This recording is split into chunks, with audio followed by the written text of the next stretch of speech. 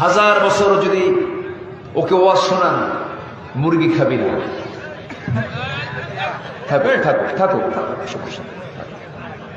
ও কোন চান্সের ফাঁকা আছে, কি করবে? সামনের কাতার পূরণ করুন, কাতার সোজা করুন। দেখো কম কথা, কে কইছে ও সব ঠিক আছে, নড়াচড়া করা যাবে না কিন্তু, একদম চুপচাপ, ঠিক আছে? হ্যাঁ থাকো। বিয়ে শাদী করছো? দোয়া করে বিয়ে শাদী করো। পছন্দ আছে কাউরে? আচ্ছা ঠিক আছে, বসো।